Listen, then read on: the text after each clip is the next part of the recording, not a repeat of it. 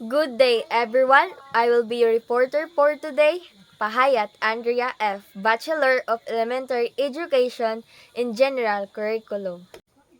The topic that I'm going to discuss is all about the 5 dimensions under learner-centered teaching, foundation, and characteristic. The 5 dimensions of learner-centered teaching, and these are the function of content, the role of the instructor, the responsibility of learning, the purposes and process of assessments, and lastly, the balance of power. But my assigned topic is the first and second dimension, which are the function of content and the role of the instructor.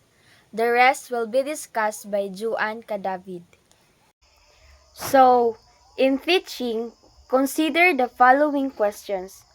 What is the role of the teacher?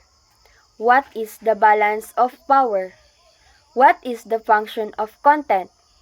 And whose responsibility is it for learning? Is it the teacher or the students? And what is the purpose of evaluation?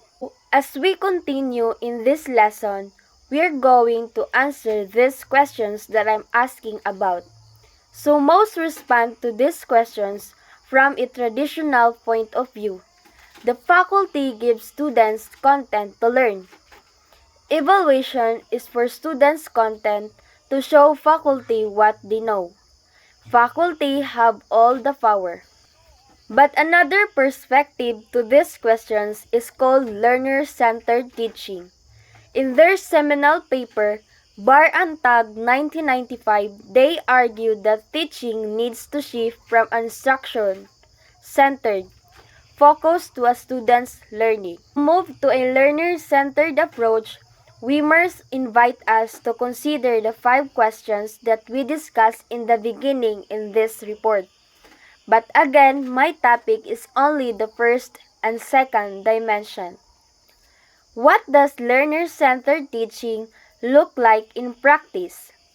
Phyllis Blumberg developed a rubric that contrasts instructor-centered teaching and learner-centered teaching approaches to teaching based on Wimmer's 5 dimensions of learner-centered teaching. The first dimension is the function of content. The definition of this content is that content includes building a knowledge base, how the instructor and the students use the content. An essential component is that level to which students engage the content. Compare and contrast the instructor-centered approach versus learner-centered approach. About the function of the content. In instructor-centered approach, instructor allows students to memorize content, while in learner-centered approach, instructor encourages students to reflect on most the content to make their own meaning out of it. So where do you think is more effective? Yes. So the most effective approach is the learner-centered approach because it is more on an active recall than in instructor-centered approach. It is more like passive because it allows memorization which can result in short-term memory, while if you reflect on the topic that you are learning, it is more unlocked long-term and it is effective.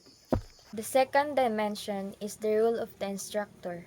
An essential role of the instructor is to assist students to learn.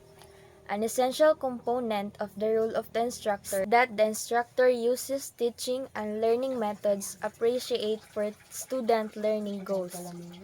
The role of the instructor in instructor-centered approach is that instructor does not have specific learning goals and or uses teaching and learning methods that conflict with learning goals.